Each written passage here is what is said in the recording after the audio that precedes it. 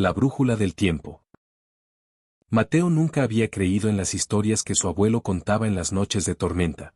Hablaba de objetos con alma, de bosques que guardaban secretos y de espíritus que nunca se habían marchado de aquellas tierras. Para él, eran cuentos para asustar a los niños. Hasta que encontró la brújula. Estaba en el fondo de un baúl que olía a madera húmeda y a recuerdos viejos. Era un objeto extraño, pesado para su tamaño, con una carcasa de metal ennegrecido por el tiempo. En la tapa había un grabado, apenas visible bajo el polvo. No solo muestra el norte, sino lo que fue. Mateo la limpió y sintió un leve cosquilleo en la yema de los dedos. Como si la brújula reconociera su tacto. Tal vez era la sangre de su familia.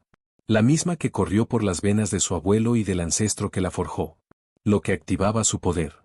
La aguja, aunque el desván no tenía corrientes de aire, comenzó a girar lentamente hasta detenerse apuntando al norte. Intrigado, salió de la casa y se internó en el bosque al atardecer. El primer norte. Cuando levantó la brújula, el mundo cambió. Un frío repentino le erizó la piel, y ante él apareció un campamento antiguo. Carretas de madera, caballos atados a postes, comerciantes con ropas de otro siglo. Podía escuchar sus conversaciones en un idioma extraño, mezclado con risas y el crepitar de una hoguera. Entre los comerciantes, vio a un joven que le recordó a su abuelo por la manera en que reía. ¿Acaso su abuelo había usado la brújula también o solo era una visión del pasado? Solo duró unos segundos, luego el bosque volvió a la normalidad. Mateo se quedó quieto, jadeando, con el corazón acelerado. No era una ilusión. Lo que había visto era real. A la mañana siguiente, incapaz de resistir la curiosidad, volvió a probar. El este, y la sangre. Esta vez giró la brújula hacia el este. El aire se volvió pesado, como si el tiempo mismo contuviera la respiración. Vio niños indígenas jugando alrededor de una fogata, riendo, persiguiéndose. Detrás de ellos, ancianos tallaban madera y mujeres molían maíz. El lugar estaba lleno de vida y armonía.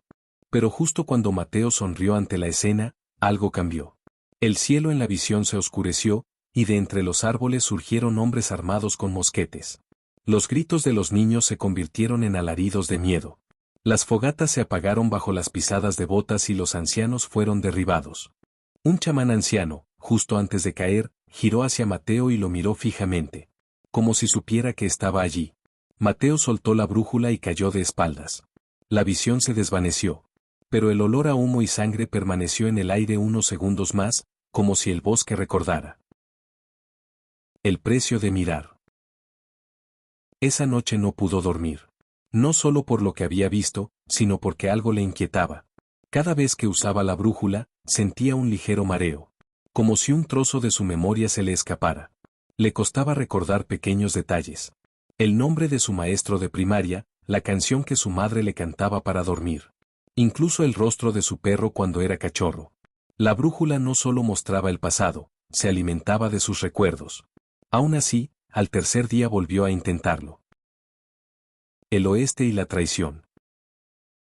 Al apuntar hacia el oeste, la visión fue más intensa que nunca. Vio soldados y bandidos enfrentándose, las espadas chocando. Los gritos resonando. En el centro del caos, un cofre de monedas de oro abierto. Las piezas rodando por el suelo. Pero lo que lo estremeció no fue la batalla, sino una figura en la visión, un hombre de espaldas. Que al volverse lo miró directamente a los ojos. No era un fantasma cualquiera. No era un desconocido. Era Mateo, pero más viejo, con el rostro cansado y una mirada dura. El Mateo del futuro levantó una mano. Como pidiéndole ayuda o advirtiéndole. La visión terminó bruscamente. Por primera vez, la brújula no solo le había mostrado el pasado, sino a sí mismo formando parte de él. ¿El sur? Y la advertencia. Mateo sabía que no debía hacerlo, pero la tentación pudo más. Giró la brújula al sur. La escena que apareció fue de pesadilla, el bosque en llamas, el cielo rojo y cubierto de humo.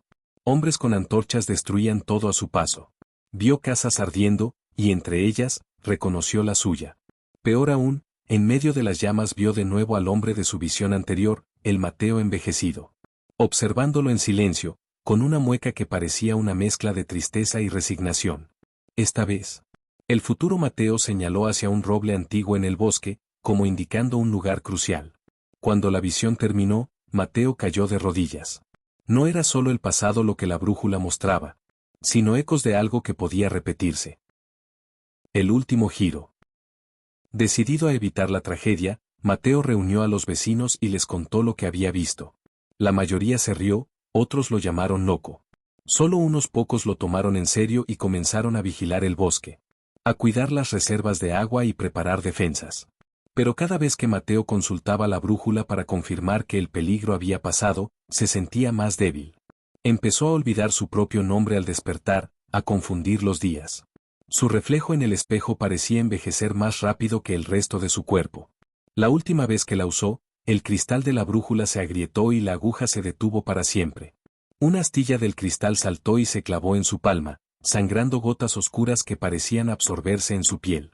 Mateo desapareció esa noche. Algunos dicen que en el bosque, si se escucha con atención, se oyen pasos y un susurro que repite. No solo muestra el norte, sino lo que fue. Y quienes aseguran haberlo visto afirman que el hombre que vaga en la oscuridad es mayor. Con los ojos perdidos y la brújula rota colgando de su mano, condenado a caminar para siempre entre el pasado y el presente. Atrapado en los ecos del tiempo que él mismo liberó.